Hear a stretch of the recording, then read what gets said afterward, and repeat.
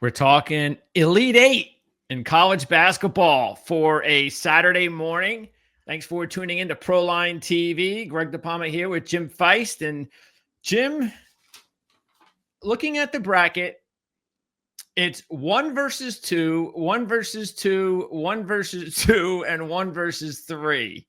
This, my friends, is the future of March Madness. And it's, in my opinion, a bleak future. We had this debate the other day. I don't like this at all. I think it's going to be bad for the sport. But Jim, it is what it is. Well, I mean, I guess you could.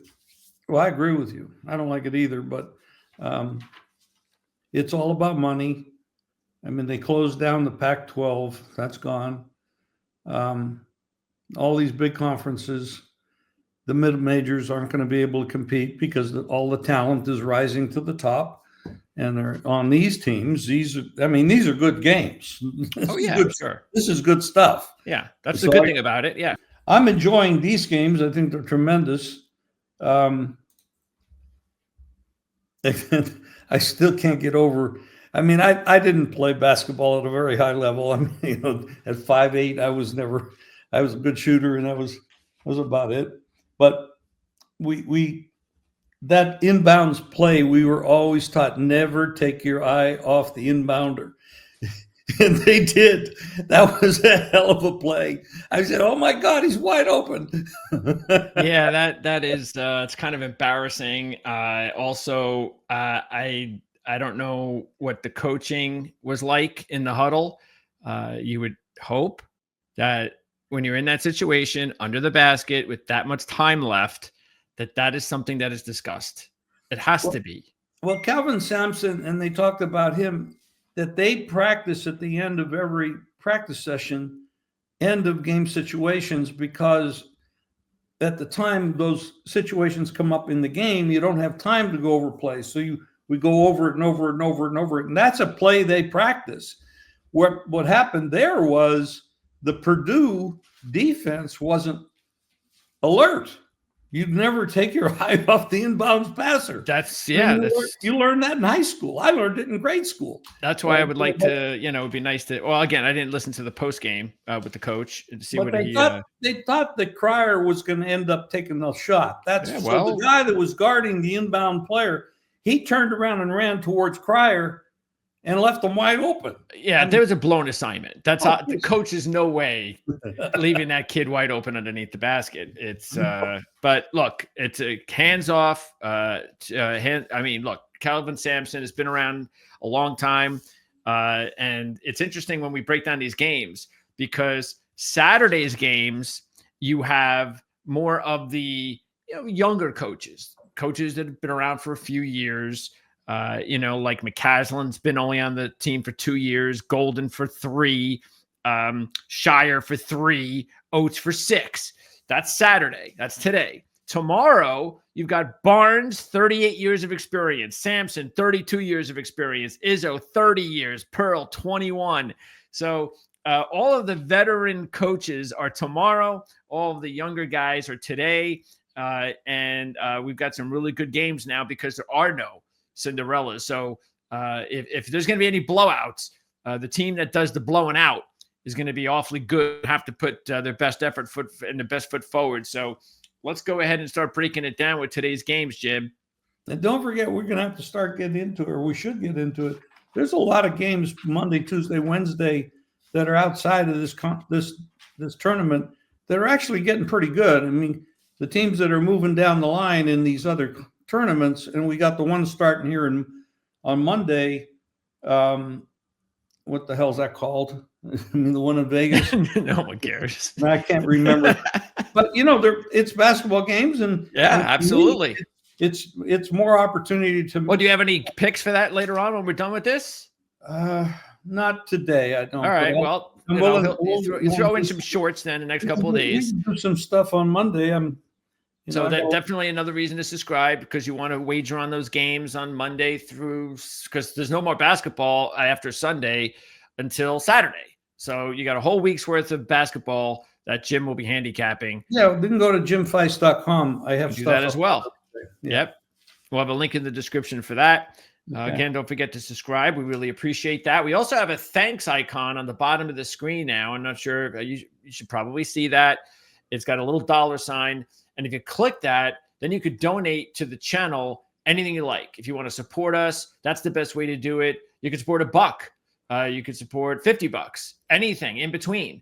So that's something that is a really nice option that YouTube allows us, gives us an opportunity, like I said, to be supported by our viewers because we can't have a channel without our viewers. So we really appreciate it. And then let us know what you think as well regarding all these games here. So, because I know we have picked it up over the last few days. We got hammered last week with the way that this tournament just became something we had never seen before. But we did have a much better last couple of days. Matter of fact, Jim, one of the games that we're going to talk about in a little bit, I got to ask you a question. I know the answer to it, but hey, did the Alabama BYU game go over?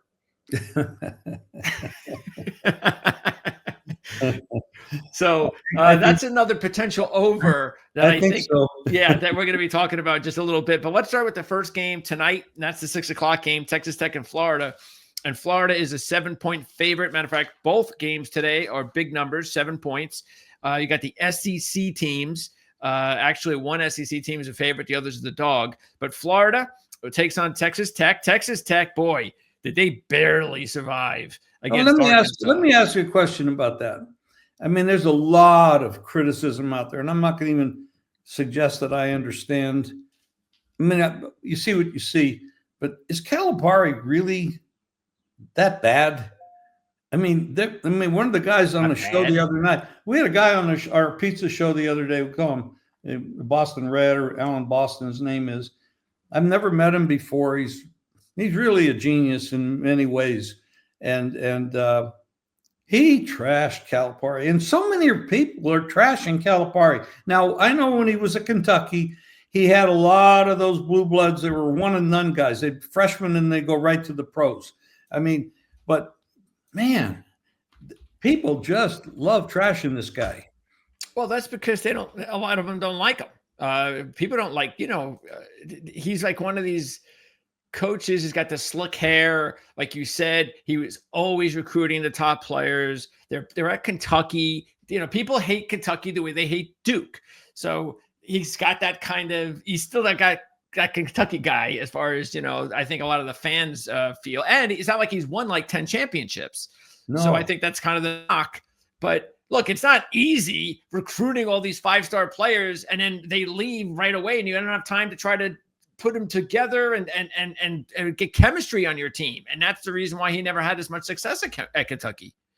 So, but yeah, he's obviously a good coach. 2 or 3 years left. Yeah, let's see here. I'm gonna pop. Well, they led that whole damn game.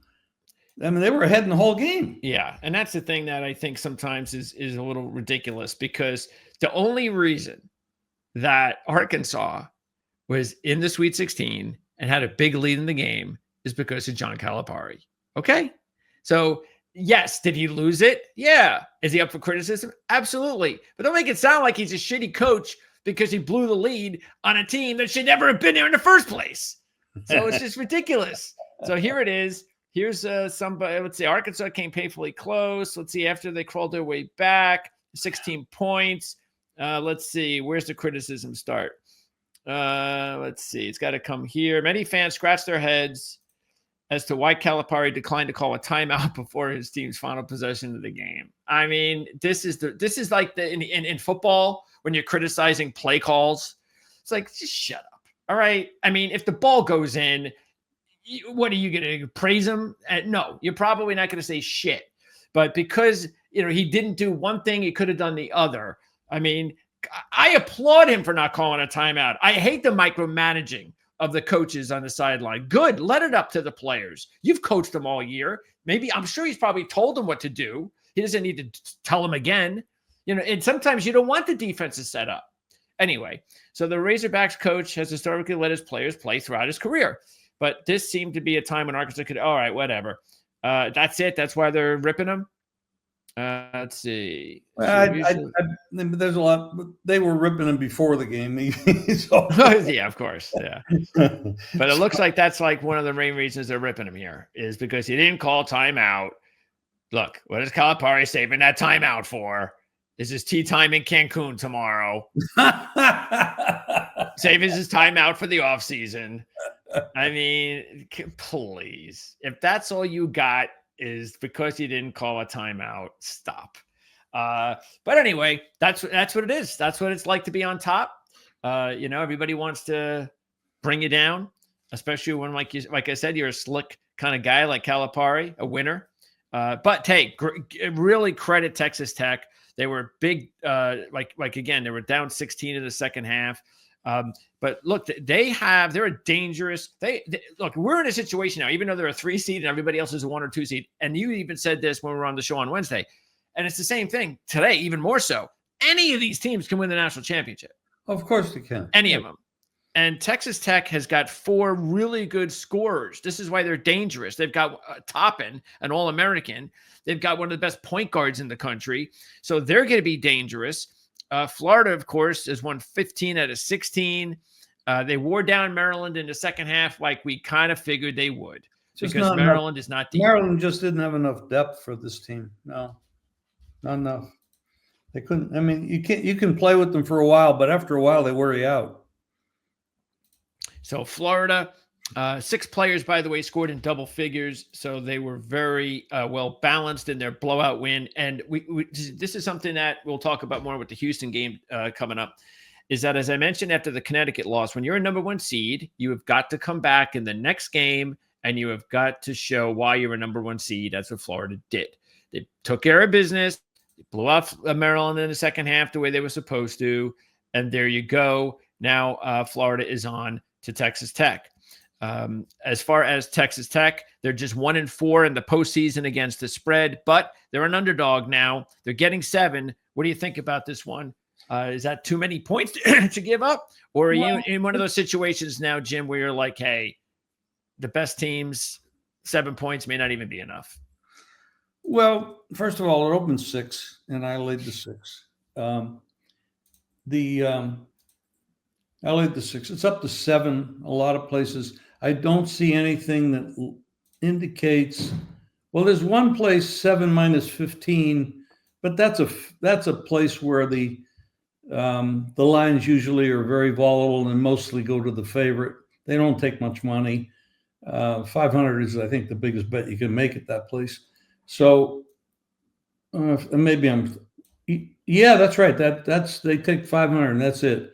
So most of the places that are taking big dollars, they're looking 6.5 to 7, 6.5 minus big juice, so they're going to 7. This is going to come down to the styles, and we don't talk a lot about styles. Texas Tech is going to have to figure out a way to slow this team down, because they do run deep. The coach is smart enough to know that you want to beat Texas Tech. You find a way to wear them out.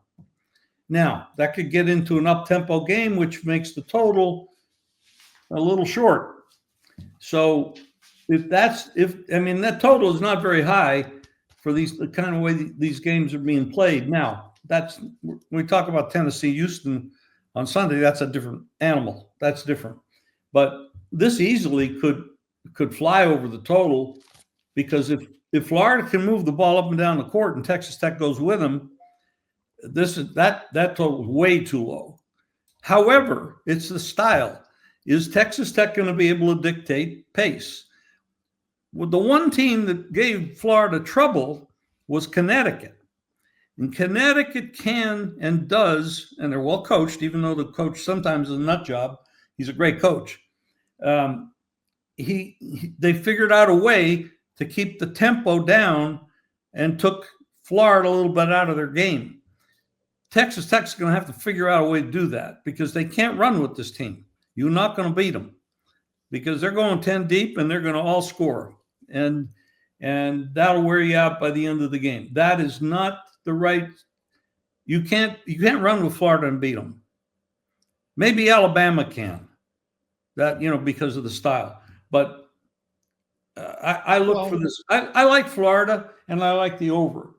That's the way I'm looking at it, because I just don't think Tech coming off that big comeback to Arkansas is going to have what it takes to slow this team down. All right, over being 157.5. Let's go ahead and move on to the late game, and that is Duke and Alabama. And Alabama is just offensively just unconscious right now. They shot in the game against BYU 53% from the field, 49% from the 3-point line. They went 25 of 51 from the 3-point line. That's 49%. And then, of course, you know how explosive they can be. They shot 60% and 58% from three. Flag had one of those great games that you do have to wonder, at some point when you're going up against other teams, does he have to keep having those games? And if he doesn't, will that be Duke's, Achilles heel? So we'll have to see. But this, the total's 175, which means I went over 73. But you can say the same thing about Sears. Mark Sears hit 4 threes, and if he's hitting, now he's a smaller guard, and he got some big guards on the Duke side that can. But he's slick enough and quick enough to get his shots. It's just about whether he can hit them or not, because he had been a little bit slump. But they move the ball, man. They're like rockets out there. Now, Duke's going to want to run with them, but Duke's well coached, and Duke is very deep. This is a good team, man. I know they came from the ACC, but there's no embarrassment in their game. Duke is a damn good basketball team. Yeah, they would be right up there with the best teams in the SEC. Yeah, absolutely. And I got the number you're looking at now, but I shop a lot for lines, and let me see here. There's nothing that indicates it's moving off of 7. Yeah, there's one. No, 7. 7's the number. Yeah. And it's again. I like the dog. I think the dog can keep it close, and I think it's a track meet. I think Duke will open up and run with them, and they have the talent to do it. But I'll tell you what, if Sears can hit his shots outside and they have to guard him and open up the middle, it's going to make it a different animal, and that's what it's going to come down to. Because I don't think it's a style pace game. I think they're both going to run. Oh yeah, absolutely. Because remember, Alabama they're not playing much defense. So that's why this 175 looks. It's a 190 game, actually. It kind of does feel that way. So, yeah. That puts it at what? That puts it at what is it, like 90, 85 game, something like that, right? You could open up. They win by either side can win this game. If Alabama's hot, and they can beat anybody. But the question is, and then they're going to depend on a lot of the open shots. They're going to depend on open floor. They're going to the fouls come into play. All that stuff comes into play. But I could see, okay, you just take it down 85-85 at the end of the game. And then you got the foul shooting, take it over. Yeah, you do. The reason why I think the overs is the play as well is because you have to believe that if there was ever a game in this tournament where you're pitting two of the best offenses in the nation together in a situation where they're not going to try to do anything, let's try to play some defense. This is going to be a track meet. And as long as they're not cold, like say BYU was, which I don't think that'll happen because that's what killed BYU. They shot 20% from 3. They went 6 for 30. But anything can happen. And they still scored 88 points. Right. So, yes. So if any game is going to be an over in this tournament, it's this game. So, yeah. Now, I think if Alabama shoots their threes like BYU did, then we could be I mean, then it'll be a 20-point game. Duke will walk away with a 20-point victory because they're going to be more. They're going to be more efficient inside. Yeah, they're going to win on the twos. They'll probably win on the foul line. So this is the most fickle stat in all basketball is the 3-point shooting.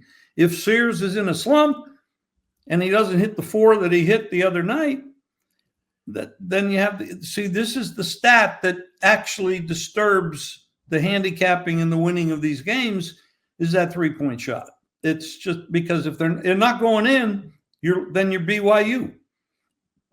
And that's BYU was capable of winning that game. All they had to do was hit a few more threes, and they were horrible. Yep. And I mean, they couldn't even hit the rim, for God's sake. It was, you knew at that point. And that's the thing. At least there's still the one and done factor in this game, which is awesome. Because as much as it sucks when your team just happens to pick the wrong day to be cold, hey, that's college basketball tournament. That's just the way it is. That's exactly right. And as long as that never changes, that'll still be something that they could rest their head, market the sport, and that'll keep it going for a little bit. But again, I'm not going to go down that Cinderella road again. All right, so let's go ahead and talk about the games for Sunday. Well, this is a totally different animal now. Yeah, now we've got an over-under of 123.5 with Houston and Tennessee. Rick Barnes, Kelvin Sampson duking it out. You've got one of the top 3-point defensive teams in the country against one of the top offensive 3-point teams in the country. Even though, as I said before with Florida, I think it was really important, and Florida passed the test. They had to struggle against Connecticut, and then they blew out their next opponent. Houston needed a last-second shot to beat Purdue. That is starting to worry me about Houston. I'll tell you what. We don't give Purdue enough credit. Their coach does a good job. He did a good. I mean, granted, the last play, the kid made a mistake, but he did a hell of a job coaching that team. Well, here's the problem right here for Houston. This kid, he was awful. He's their star, LJ Cryer. He had 5 points. I know, and that's the player that Purdue expected to take the last shot. Yeah. So when he was wide open outside, the guy that was guarding the inbound player sprinted to him and left this kid alone, and that's where he ends it with a dunk. But that was a big mistake. But mistakes happen. But this is a tempo game. Barnes against Sampson. This is all about tempo. Just look at the total. They're telling you a story, and okay. Now, Barnes is getting a lot of criticism over the years of getting in these situations. But then again, Sampson in the Sweet 16 generally doesn't get to the Elite 8 because he blows it in the Sweet, and he almost did. So we got two coaches that have a lot of history working against them. One of them is going to pass the test. So who do you like? Because Houston's only a 3.5-point favorite. I made a money line bet. I've been making some money line bets on like Michigan State. I win with because of the money line, and I always tell you when the numbers are low. Here's the numbers are low. The odds makers are not always right, but they have a brain, and they do their work. When they make a game that's really close, like 5 or less, you got to look at that and say, well, that's a couple shots, 2 3-point shots, and that's a big difference. You make one, you miss one, it's a whole different number. So when you start looking at numbers 5 or less, you got to think, man, I like the favorite. I really don't want to lay 5, 4, 3, 3.5. I'm going to bet the money line. You do it in a boxing match, for God's sake. You do it in the UFC. You do it in golf. Play the money line. Then when you get down to this 1-2 thing, it's smarter to do that. It's smarter to do that. Well, just imagine if you didn't do that in the game against Michigan State and Ole Miss yesterday. Right. So the game is over. It's a 6-point game. And the kid chucks up a brick that happened to go in at the buzzer. And instead of a 6-point game and cover at 3.5 or whatever it was for everybody, it was 3. Well, that's why I preach that. I mean, it's just and now when I was on the show the other day with Alan Boston, which I'm really impressed with that gentleman. I've never met him before, but he's a smart dude. He was saying it's almost better even up to 8 points, which I've never run the numbers on it, and I'm going to have to do a computer model to run the numbers on it because I've never thought of anything going over 5. But he says it's better to play the money line up to 8 points, which is interesting to me. Now, I cannot say whether that mathematically works out, but at 5, I know it is. But at 8, that's you're talking bigger numbers now. Yeah, very big. Yeah. So, but I'm going to run some computer models after the season's over for next year. But anyway, but you're going to stick with Houston, and you're going with the money line. Houston money line. The total is remarkably low. I mean, how many times do you see a total? It's actually a little bit higher now. It's 124. So it's actually moved up a little bit because the number is exceedingly low. I mean, I can understand their money coming in on favorite, or not favorite, but the over. But it looks like a game that could be 55-50. I mean, just, because there's no offensive explosiveness in this game with these defenses and the physicality. Now, we do have to remember this. This is a little bit different situation. These guys just played yesterday, and they're going to play Sunday. And in Houston's case, they played late. So we're going to get into the fatigue issues that come into this kind of stuff. Fatigue can affect your long-range shooting. It can affect your rebounding, affect the speed on the floor. But these are kids, and they're in great shape. So, it's been a long season, but those are factors you have to take into consideration. Yeah, and remember, the Sunday games are not like the Saturday games. The Saturday games start 6 and almost 9. The Sunday games are 2, almost 2:30 and whatever, 5 or something. Right. So they're much earlier. My lean here is Houston money line for sure. Okay. And then I lean under, but let's wait a little bit. Maybe the line will go up a little bit. Maybe we'll get 125 or 124.5 or something like that. All right. But that's kind of the way I see it. Yeah, I'm starting to get a little bit concerned with Houston, but it is Tennessee. I don't believe in Tennessee, and it's not the coach. I just, look, they got a couple of good players there. The Ziegler kid is really talented, but I also don't expect Cryer to go 2 for 13 again, and because of that, that's what you need to have when you're trying to win a championship and your best player goes 2 for 13 and you win. Well, that's usually a good sign. That means he's going to have a good game on Sunday, and watch out, Tennessee. So, My friend Tom graduated from Purdue, and he was watching the game. We're texting back and forth. I feel bad for him because they were so damn close. Okay, yeah. He's a graduate from Purdue. He's, many years ago. Well, hopefully he took the points. Oh, he won the game, but he, as a graduate, he wanted to win. Of course, yeah. Well, look, Purdue wasn't going to win a championship, so they went as far as they could go. I'll tell you what, they did a hell of a job. They did. The coach did a hell of a job. Because all right. So here we got the other, the last Big Ten team standing, and it happens to be the Big Ten regular season champs against the SEC regular season champs. So you have Michigan State and Auburn. And the line is 5.5, 148.5 as far as the total. You've got Izzo, his 30th year at Michigan State. Pearl has been at Auburn for 11 years. It's the spreads, I think, where it kind of should be. But Michigan State, did they struggle with Ole Miss? Did they have to come back? Yes. And that was one of those situations too, where all the prep we did for that game meant absolutely nothing, because Michigan State actually got out-rebounded by Ole Miss. And Ole Miss is one of the worst rebounding teams in the country. So all of the stats that said Michigan State should win this game easy, Ole Miss just obliterated. So, but Michigan State's the one that came back and won the basketball game.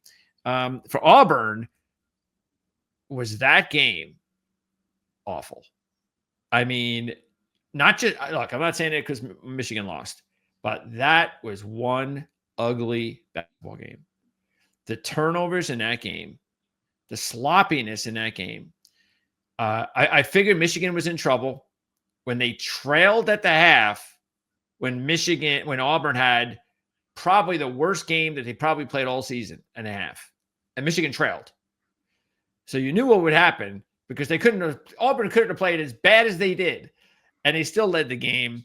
So I don't know what this says about Auburn. I don't know if it's just, well, they just had a bad game and they won, and that's a good thing, or because now they're stepping up because Michigan State is better than Michigan, and if they play like that again, they are losing. I'll tell you that right now. You know, Auburn finished the season with a lot of negativity. I mean, they had lost 3 out of 4 games, and the common phrase would be is they peaked too early. Well, that could be. That's possible, but I'll tell you what, you talked about it earlier. We got some seasoned coaches here. We got the kid coaches on Saturday, and we got the veteran coaches on Sunday. And this could be a coaching chess game. And it's, again, this is another kind of a game where tempo is going to matter, where you're not going to have track meets here. This is not a Michigan State is not going to want to run around with Auburn. No. I mean, Izzo's too smart for that. I mean, you can't always do anything about it. If you're missing your shots and they're getting the rebounds and go out on breaks, you're not going to be always control it. But this is not a track meet, that's for sure. So when you're saying it's not a track meet, you have to consider something. If the game's going to show 190 points and there's a 5-point line, you have that many more possessions for the better team to get away. When you bring it down and you say, okay, we're going to go from 70% possessions to 50 possessions, and the line is 5. Now you're talking the spread is now too big of a percentage of the number of possessions of the game, so there's more value to the dog taking the 5 because of the possession numbers of the 2 different games. So you do have to take that into consideration. A 5-point line in the Alabama-Duke game was not not equal to a 5-point line in the Auburn-Mississippi State game because the number of possessions that are going to take place in the game. Yeah, that's why the Alabama dog situation is a lot more scary than the Michigan dog situation. I do feel a lot more confident taking the dog. Michigan State's also been a great spread team all year, but they're a dog now, 5.5-point dog. And I think they're more than capable, of course, of winning this basketball game. So, look, Auburn had 15 turnovers against Michigan. They shot 39% from the field and 29% from 3, and they won the game by double digits. Now, that had a lot to do also with just the fact that Michigan did not play a good game. So Michigan, they were both awful, but Auburn is just more talented than Michigan, so talent overcame awfulness. But that's not going to be the case with Michigan State, and Auburn better start just picking it up. As you mentioned, they went through a 3-loss. They lost 3 out of their last 4, going from the regular season to the postseason.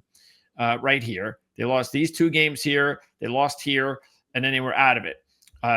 Don't forget they were a 31-point favorite. Didn't cover that one, but then they were down to Creighton at halftime. Came back in the second half to win. They were only up by 1 against Michigan at halftime in a game that was absolutely awful. So Auburn has just not been playing, or they don't have anything going right now, no momentum, where they're like looking like they're hot and they're trending and they're playing great ball. They look vulnerable. So out of all the 1 seeds, they might be the most vulnerable. Well, they did a poll before this whole thing started and said which number 1 seed would go out first, and it was Auburn.